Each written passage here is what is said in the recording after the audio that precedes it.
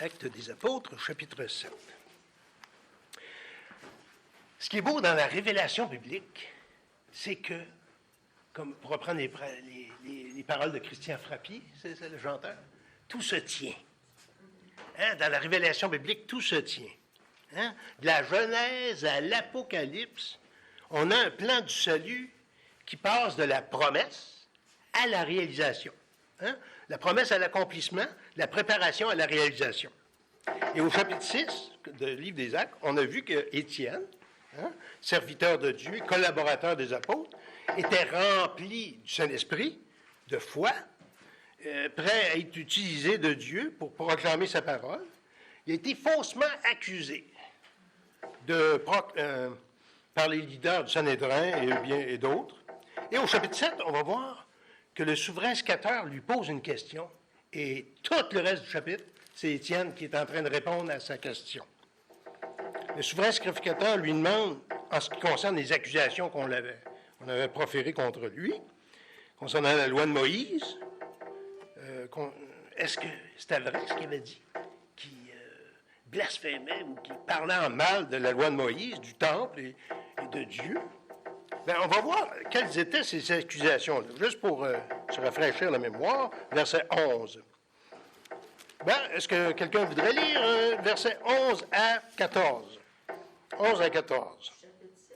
Du chapitre 6, oui. Alors est-il borné des hommes, qui dit, nous avons entendu proférer des paroles blasphématoires contre Moïse et contre Dieu. Ils émurent le peuple, les anciens et les scribes, et se jetant sur eux, ils le saisirent et l'amenèrent au Sanhédrin. Ils produisirent de faux témoins qui dirent, cet homme ne cesse de proférer des paroles contre le lieu saint et contre la loi. Car nous l'avons entendu dire que Jésus, ce Nazaréen, détruira ce lieu et changera les coutumes que Moïse nous a données. Tous ceux qui siégeaient au Sanhédrin, ayant fixé les regards sur lui, son visage leur parut comme celui d'un ange. Donc, merci, Carole. Il y a eu, grosso modo, 4 chefs d'accusation. Hein? 3 thèmes qui se dégagent de ces accusations-là faites par différentes personnes. 1, il a proféré des paroles blasphématoires contre Moïse et contre Dieu. Et aussi des paroles contre le lieu saint, contre la loi. Bon. Au chapitre 7, tout le chapitre 7, ça va servir à répondre à cela, à montrer que non, il est faussement accusé de ceci et de cela.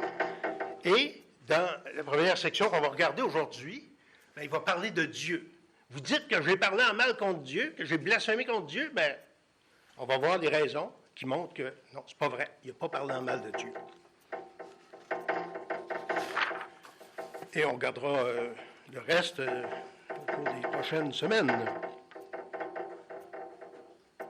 On va lire, si vous voulez bien, versets 1 à 7. Acte 7, 1 à 7. Le souverain sacrificateur dit, « Les choses sont-elles ainsi? » Étienne répondit, « Hommes, frères, écoutez. Et pères, écoutez. Le Dieu de gloire a apparu à notre père Abraham lorsqu'il était en Mésopotamie, avant qu'il s'établît à Charan. Et il lui dit, « Quitte ton pays et ta famille, et va dans le pays que je te montrerai. » Il sortit alors du pays des Chaldéens et s'établit à Charan. De là, après la mort de son père, Dieu le fit passer dans ce pays que vous habitez maintenant. Il ne lui donna aucune propriété en ce pays, pas même de quoi poser le pied, mais il promit de lui donner la possession et à sa postérité après lui, quoiqu'il n'eût point d'enfant. Dieu parla ainsi, sa postérité séjournera dans un pays étranger, on la réduira en servitude et on la maltraitera pendant 400 ans. Mais la nation à laquelle ils seront été asservis, c'est moi qui la jugerai, dit Dieu. Après cela, ils sortiront et ils me serviront dans ce lieu. Dans ce lieu-ci. Puis Dieu donna à Abraham l'alliance de la circoncision, et ainsi Abraham ayant engendré Isaac, le circoncis le 8e jour, Isaac engendra et circoncis Jacob, donc son fils, et Jacob les 12 patriarches, donc les 12 fils de Jacob, Jacob, qui son nom a été changé pour Israël. Donc les 12 fils d'Israël aussi ont été circoncis par leur papa. 9. Les patriarches jaloux de Joseph le vendirent pour être amené en Égypte. Mais Dieu fut avec lui et le délivra de toutes ses tribulations. Il lui donna de la sagesse et lui fit trouver grâce devant Pharaon, roi d'Égypte, qui l'établit gouverneur d'Égypte et de toute sa maison. Il survint une famine dans tout le pays d'Égypte et dans celui de Canaan. La détresse était grande et nos pères ne trouvaient pas de quoi se nourrir. Jacob apprit qu'il y avait du blé en Égypte. Il envoya nos pères une première fois. Et la seconde fois, Joseph fut reconnu par ses frères. Et Pharaon sut de quelle famille il était. Puis Joseph envoya chercher son père Jacob et toute sa famille, composée de 75 personnes. Une famille, avec les enfants, et les parents, puis les cousins, cousines, tout ça. Bon. Jacob descendit en Égypte, où il mourut ainsi que nos pères.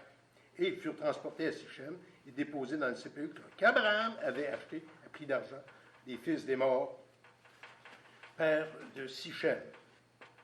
Bon, mon titre, c'est le discours d'Étienne, Dieu, Abraham et les 12 patriarches. Donc, on va traiter de ça aujourd'hui.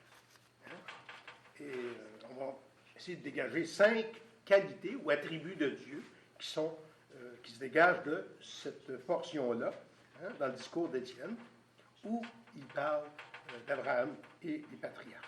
On va prier, s'il vous plaît. Seigneur notre Dieu, merci pour ta parole, merci parce qu'elle est inspirée, qu'elle est infaillible, qu'elle est sans erreur, et que ce qu'elle nous relate est utile pour nous, comme disait Paul, l'apôtre Paul, pour notre instruction, afin qu'on puisse appliquer ces choses à nous qui sommes dans la nouvelle alliance. Au nom de Jésus, nous prions. Amen. Donc, première chose, et vous avez le plan dans votre semainier. Je ne sais pas si je dois continuer de toucher à ce pupitre qui fait du bruit tout le temps. En tout cas. Donc, première chose qu'on voit dans le discours d'Étienne, c'est il parle du Dieu de gloire. Il parle du Dieu de gloire, le Dieu de gloire. Le Dieu transcendant. Ça veut dire qu'il est au-dessus, il est le très haut, il est au-dessus de tout ce qu'on peut penser. Il est dit, au verset 2, le Dieu de gloire. Donc, Étienne répondit. Et là, jusqu'au chapitre 8, c'est sa réponse presque. Le Dieu de gloire apparut à notre père Abraham. Oh, vous dites que je blasphème contre Dieu, là? Fait que là, il prend un mot là, que les Juifs connaissaient bien, la gloire de Dieu, le Dieu de gloire. L'endroit où cette expression-là est utilisée une seule fois dans toute la Bible, 29 ailleurs, psaume 29, verset 3. Psaume de David, fils de Dieu, rendez à l'Éternel gloire et honneur. Rendez à l'Éternel gloire pour son nom. Prosternez-vous devant l'Éternel avec des ornements sacrés. La voix de l'Éternel retentit sur les eaux. Le Dieu de gloire, cette expression-là, le Dieu de gloire fait gronder le tonnerre. L'Éternel est sur les grandes eaux. Donc, c'est le Dieu de gloire. Et on a une expression semblable. On a lu ça dans le psaume 24 tout à l'heure. Le roi de gloire. Le roi de gloire. Porte, élevez vos linteaux. Élevez les portes éternelles. Qui est ce roi de gloire? L'Éternel fort et puissant. Donc, quand on parle de la gloire de Dieu, qu'est-ce qu'on veut dire? La gloire de Dieu. C'est pas un mot qu'on utilise à tous les jours. La gloire. La gloire de Dieu. On connaît beaucoup de synonymes. C'est quelque chose qui nous dépasse, qui est éclatant, qui est... Ah, la beauté! Quelque chose qui est éclatant. Qui nous dépasse. Et il y a toutes sortes de contextes dans lesquels le mot gloire apparaît dans la Bible. Ça peut être quelque chose de lumineux, la magnificence de Dieu, la beauté indescriptible de Dieu. Dans le livre de l'Exode, la gloire de Dieu. Hein? Moïse est monté sur le Sinaï et il y a la nuée. Dieu a apparu dans une nuée et c'était la gloire de Dieu. Il a passé 40 jours, puis comme on le mentionnait jeudi, quand il est descendu, il fallait qu'il se mette un voile parce que les gens ne pouvaient pas le voir, ça brillait trop. Parce qu'il avait passé 40 jours avec Dieu, puis il rayonnait. Hein? Isaïe 6, ça dit aussi, ça parle de la gloire de Dieu. Isaïe 6, l'année de la mort du roi Ozias, je vis le Seigneur assis sur un trône très élevé, et les pans de sa robe remplissaient le temple.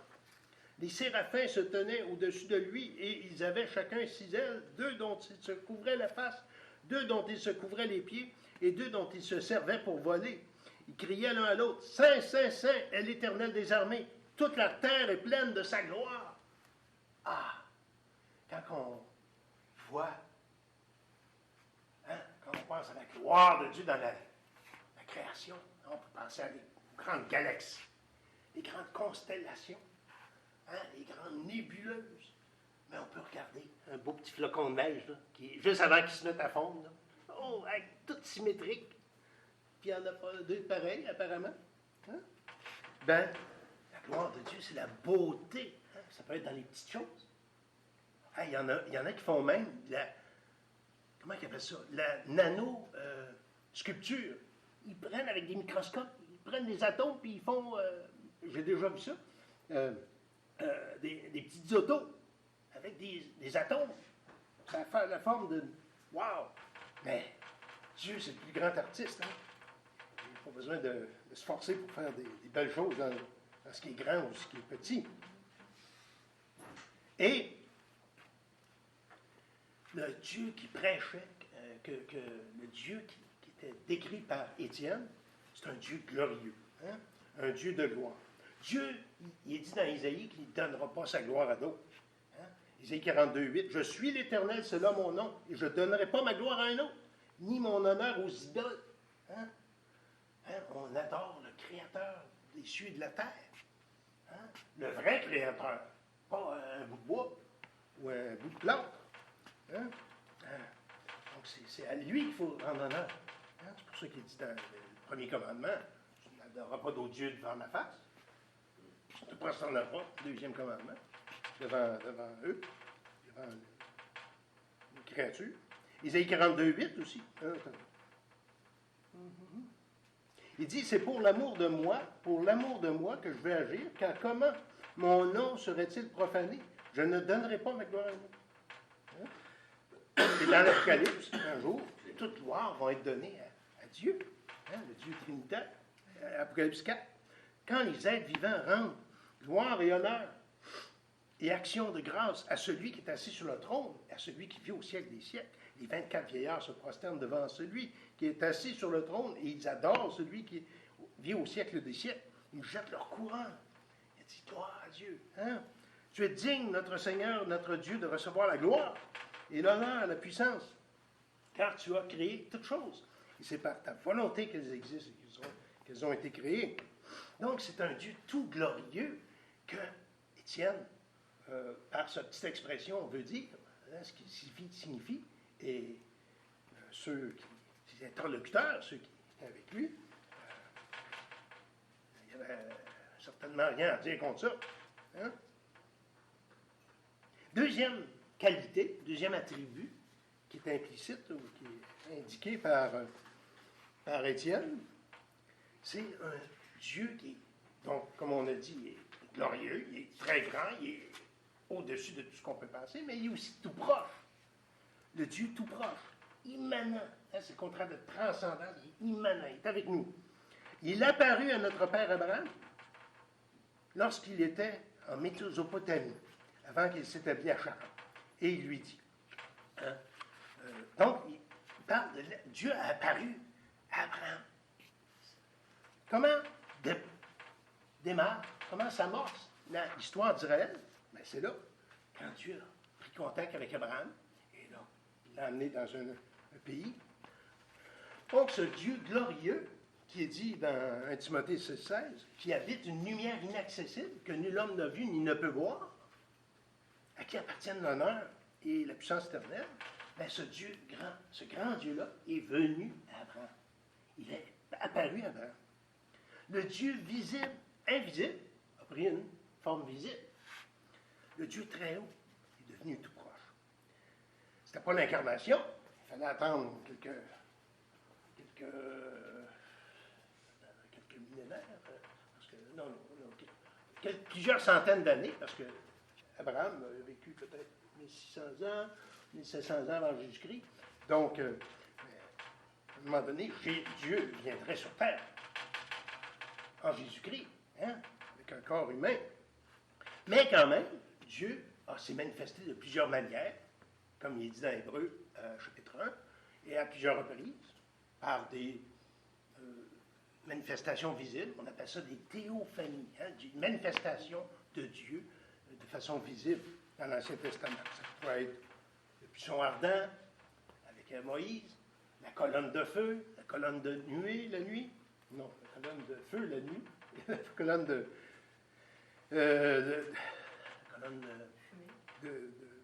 Oui, la nuée, le jour.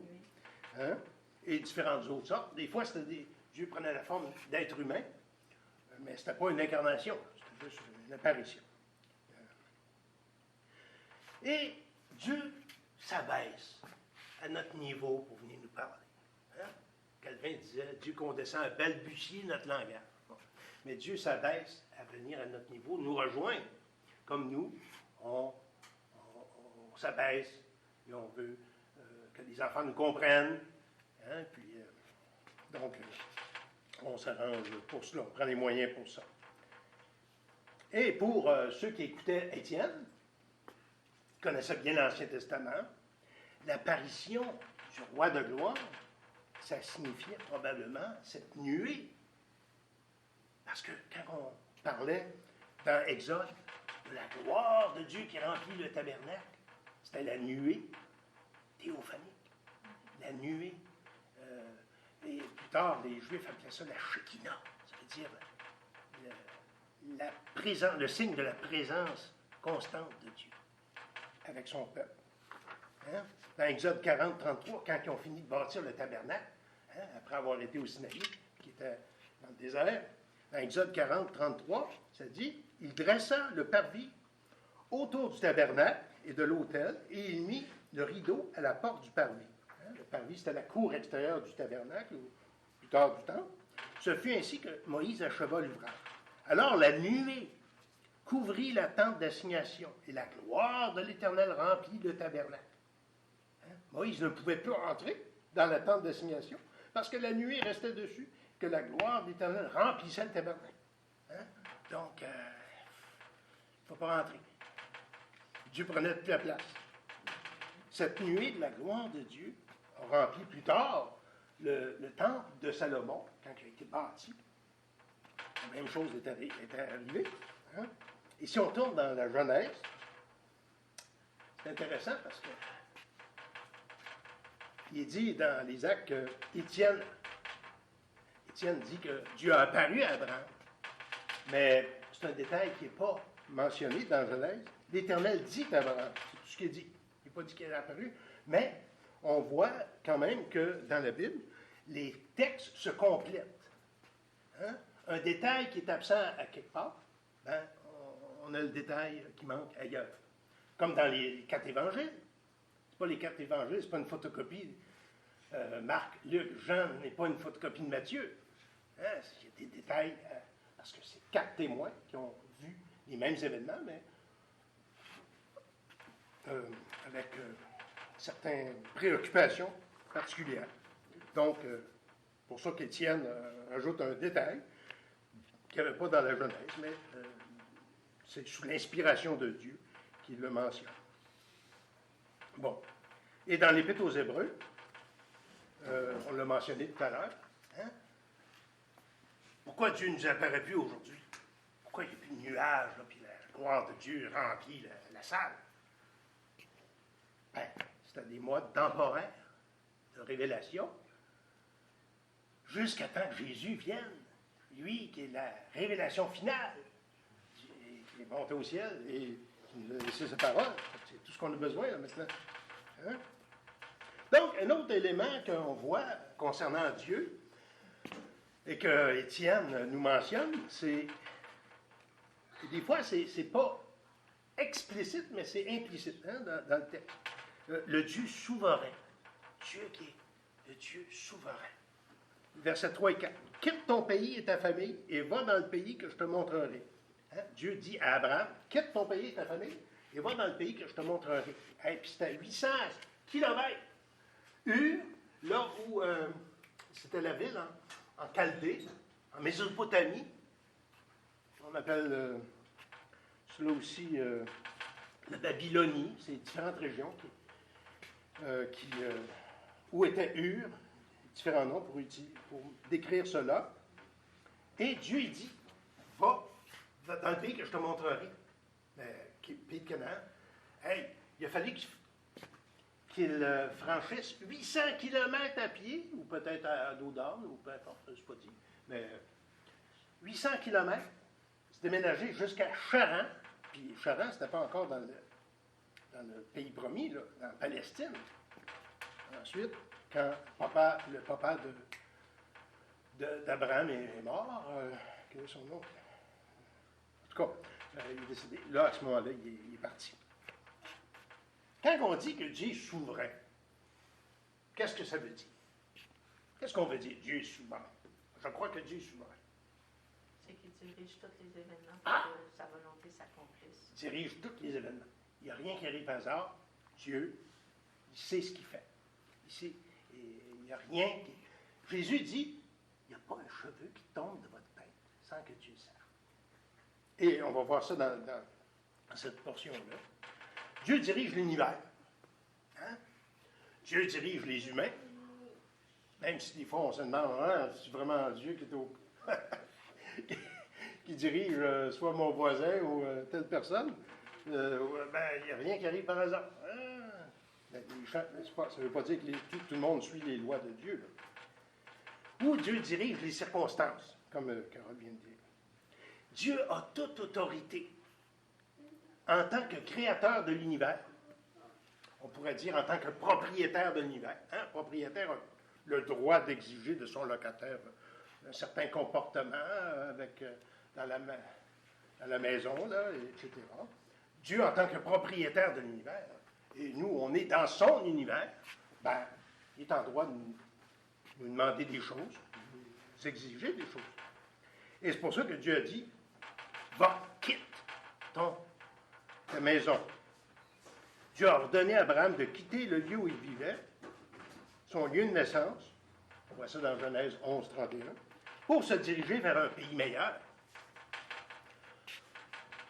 Bon, la ville d'Ur en Chaldée, c'était une ville où les gens n'adoraient pas le vrai Dieu, ils adoraient Nanar. Nanar, c'était qui, ça? C'était le dieu patron de la ville, le dieu lunaire. Puis il y avait des temples, on appelait ça comme des pyramides, c'était comme des temples, on appelait ça des ziggourats. Hein?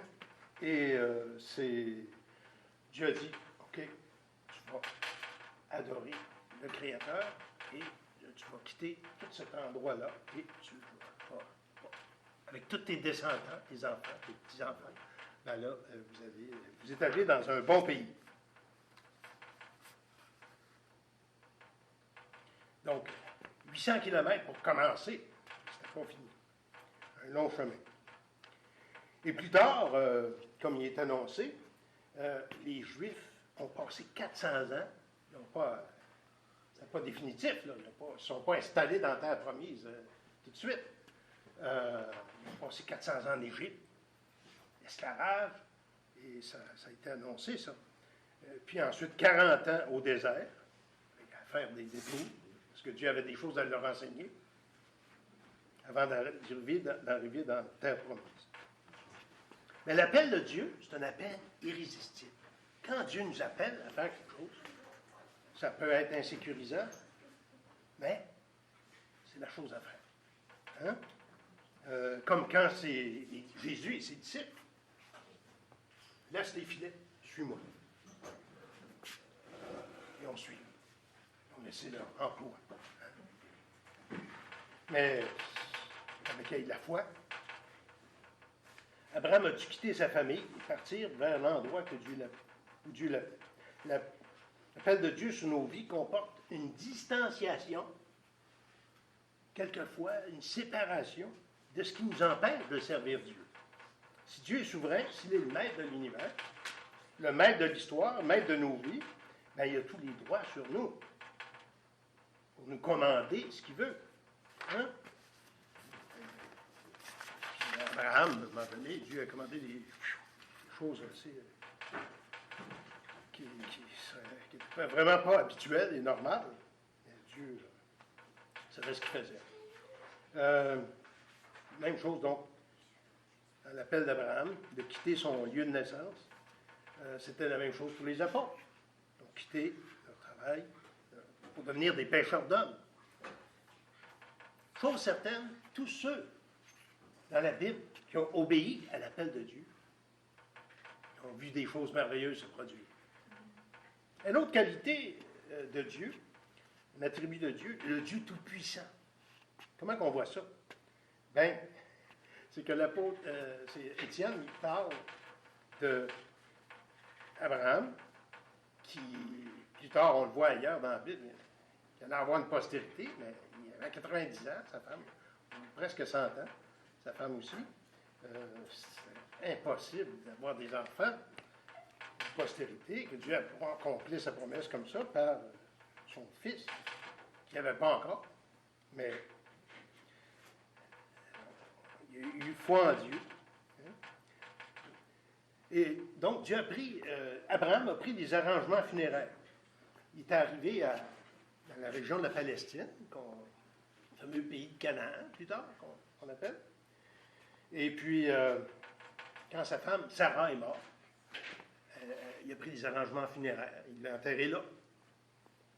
Dieu avait annoncé, vous établirez pas ici tout de suite, mais il savait qu'un jour, sa postérité, sa descendance viendrait dans ce pays-là. Et c'est pour ça qu'il a pris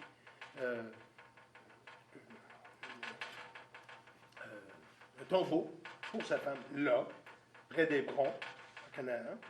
Et lui-même, quand il est décédé, il était inhumé à la même place. Mais il allait avoir un intermède de 400 ans où les descendants allaient être en Égypte. Verset 6. Dieu parlant ainsi, sa postérité séjournera dans un pays étranger. On la réduira en servitude. Donc, sa postérité. Abraham, qui normalement n'aurait pas dû avoir d'enfant, sa femme. Mais c'est ça, la toute-puissance de Dieu. Genèse 15. Au coucher du soleil, un profond sommeil tomba sur Abraham, et voici une frayeur, une grande obscurité vers l'assaillir. Et l'Éternel dit à Abraham, sache que tes descendants seront étrangers dans un pays qui ne seront point à eux, et ils seront asservis, et on les opprimera pendant 400 ans. Donc, ça, c'est dans Genèse 15, et c'est une prophétie de l'esclavage en Égypte, 400 ans. Mais je jugerai la nation à laquelle ils seront servis, et ils sortiront ensuite avec de grandes richesses, c'est l'Exode, et tu iras en paix vers tes pères, tu seras enterré après une heureuse vieillesse. Quand on parle de la postérité d'Abraham, on ne peut pas faire autrement donc que voir la toute-puissance de Dieu, parce que Dieu l'avait promis. Il avait promis un fils avec Sarah. Genèse 17, Abraham tomba sur sa face, il rit, il dit en son cœur, naîtrait-il un fils avec un homme de 100 ans et Sarah âgée de 90 ans, enfanterait-elle? Plus tard, au chapitre 18, Dieu a promis à Abraham que dans une année, et là c'était une théophanie, mais sous la 3 anges, comme on pourrait dire, ils ont été annoncés que dans un an, la femme va avoir un fils. Hein? Permettez-moi que... Voilà. Abraham alla promptement dans sa tente vers Sarah. Il dit, vite, 3 mesures de farine. Il a fait un petit lunch là, pour les invités. Et c'est ça qu'ils ont promis. Donc, c'est le chapitre 18 de Genèse. Hein? Mais ça, Sarah, quand elle a entendu ça, elle dit, wow, elle a reconnu. Je ne pourrais pas avoir un fils, moi. Hein? Et là, l'Éternel dit à Abraham, pourquoi donc Sarah a-t-elle ri en disant, est-ce que vraiment j'aurai un enfant, moi qui suis vieille? Y a-t-il rien qui soit étonnant de la part de Dieu? Hein? Y a-t-il quelque chose qui est étonnant de la part de Dieu? pas étonnant. Dieu, pourrais-tu faire ça? Jésus, à un moment donné, quelqu'un dit, si tu peux me rendre pur. Si tu peux. Jésus il a souligné que, vraiment, il peut. Hein?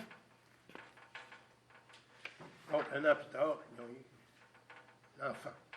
Et, chapitre 21, l'Éternel se souvint de ce qu'il avait dit à Sarah, et l'Éternel accomplit pour Sarah ce qu'il avait promis. Sarah devint enceinte, elle enfanta un fils à Abraham dans sa vieillesse, au temps fixé dont Dieu lui avait parlé. Abraham donna le nom d'Isaac au fils qui lui était né, que Sarah lui avait enfanté. Donc, c'est un événement qu'on voit dans le Nouveau Testament qui est relaté et qui montre la toute puissance de Dieu. Romains 4. Mais dans Hébreux 11, 8 à 13, c'est encore plus évident. C'est par la foi qu'Abraham, lors de sa vocation, obéit et partit pour un lieu qu'il devait recevoir en héritage et qu'il partit sans savoir où il allait. C'est par la foi qu'il vint s'établir dans la terre promise, comme dans une terre étrangère, habitant sous les tentes, ainsi qu'Isaac et Jacob, les co-héritiers de la même promesse. Car il attendait la cité qui a de solides fondements, celle dont Dieu est l'architecte et le constructeur. C'est par la foi que Sarah, elle-même, malgré son âge avancé, fut rendue capable d'avoir une postérité, parce qu'elle crut à la fidélité de celui qui a fait la promesse.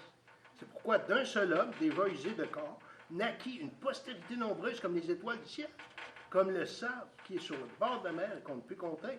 C'est dans la foi qu'ils sont morts, sans avoir obtenu les choses promises. Ils ne se sont pas établis définitivement dans la terre promise. Hein?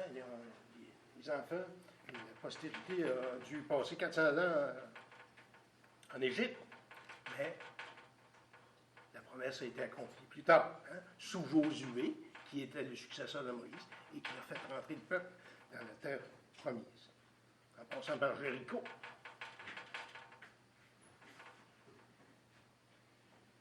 Donc, Étienne, en répondant au Sanhédrin, il n'est pas en train de déprécier Dieu ou de blasphémer contre Dieu. Il montre que Dieu, c'est le Dieu tout-puissant. Le Dieu de nos pères, en plus.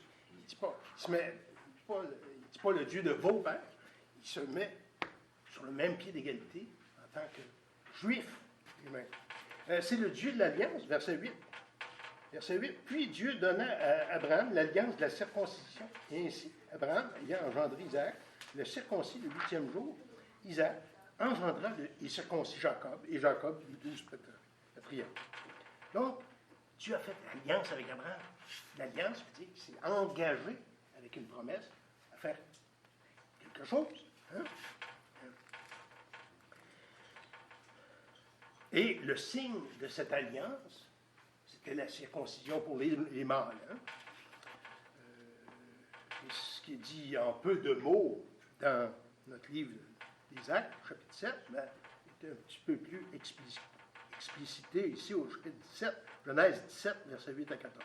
Je te donnerai à tes descendants après toi le pays que tu habites comme étranger, tout le pays de Canaan, en possession perpétuelle, et je serai leur Dieu. Dieu dit à Abraham, tu garderas mon alliance, toi et tes descendants après toi, selon leur génération. C'est ici mon alliance que vous garderez entre moi et vous, et ta postérité après toi. Tout mâle parmi vous sera circoncis. Vous vous circoncirez, et ce sera le signe d'alliance entre moi et vous. Donc, apparemment que les autres nations n'avaient pas ce signe, donc c'est un signe distinctif pour le peuple élu.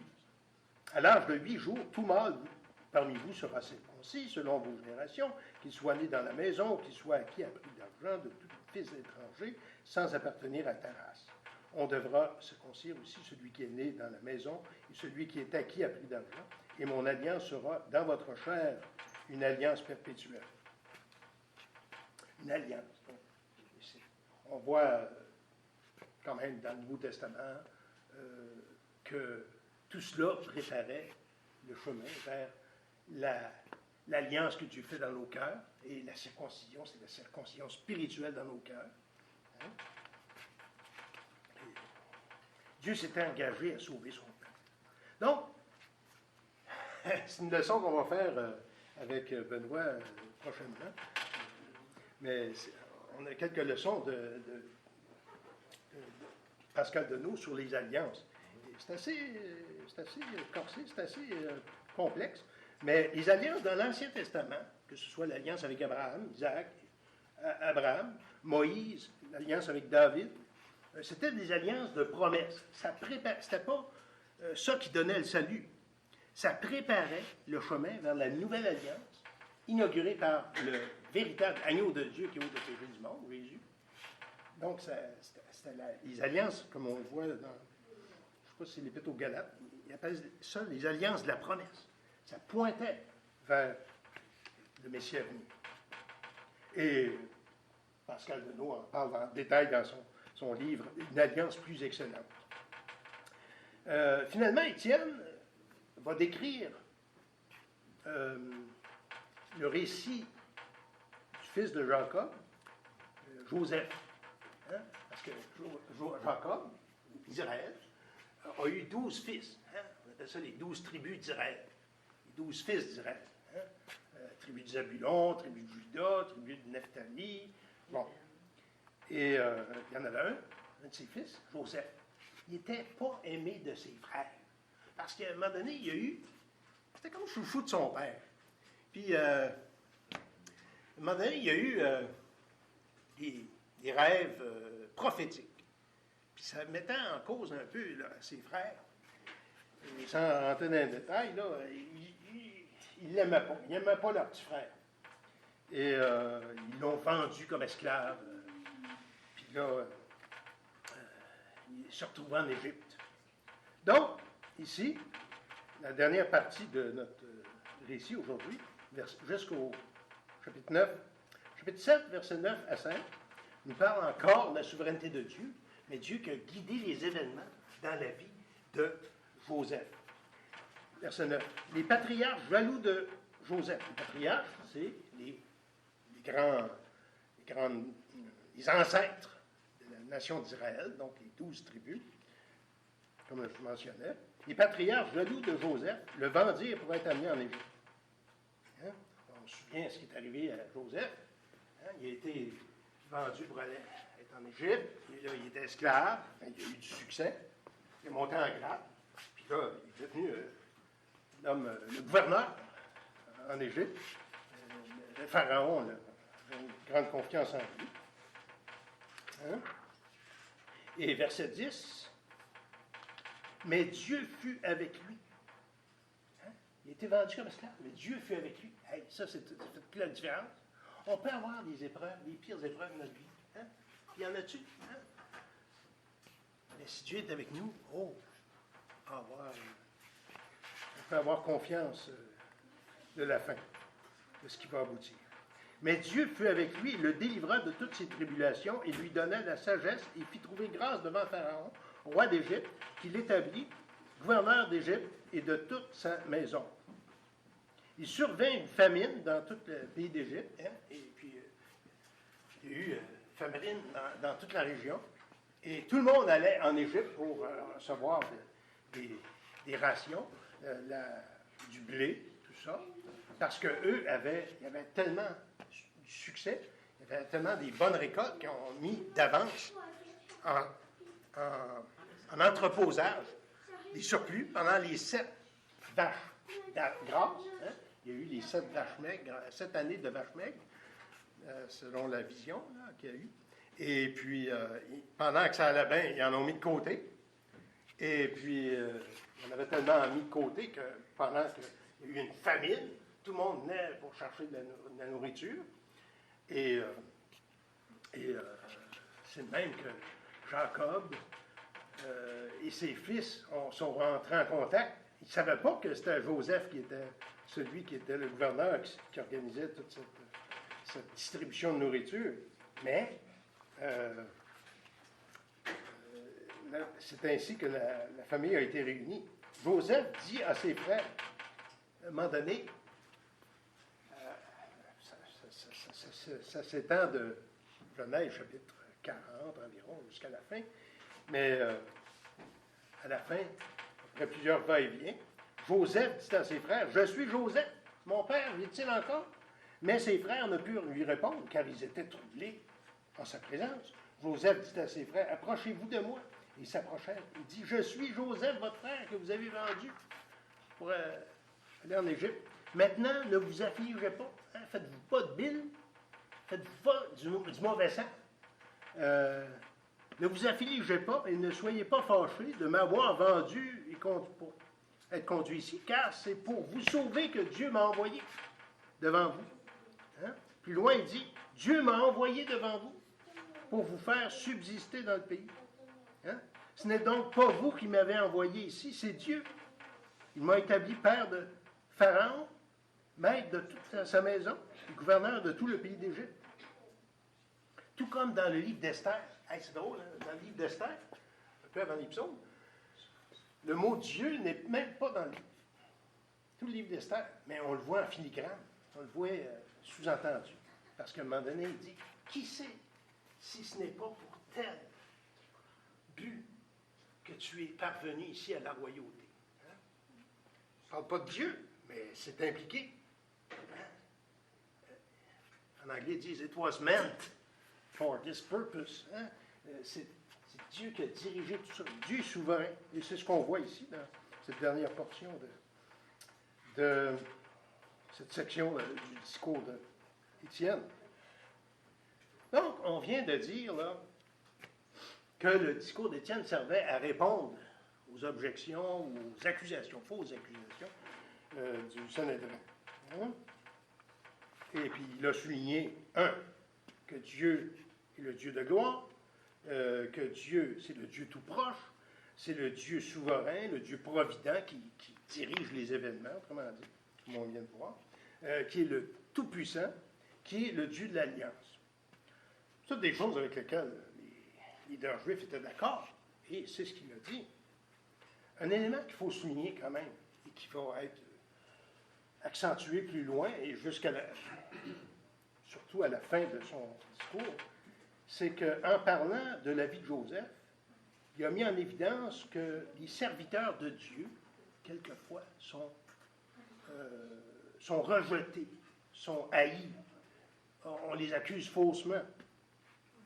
Comme c'était le cas des prophètes dans l'Ancien Testament. Hein? Il avait beau dire la vérité, mais on n'en voulait pas. Et Étienne, rempli du Saint-Esprit, rempli de la foi, rempli de la parole de Dieu, était prêt à défendre la vérité. Il était conscient que son Dieu était le vrai Dieu. Le Dieu qui a dirigé son peuple dans l'Ancienne Alliance et le Dieu qui a accompli ses promesses dans la Nouvelle Alliance. Donc, en ce deuxième dimanche de l'Avent, que Dieu puisse nous motiver à approfondir cette bonne nouvelle qui est contenue dans sa bonne parole.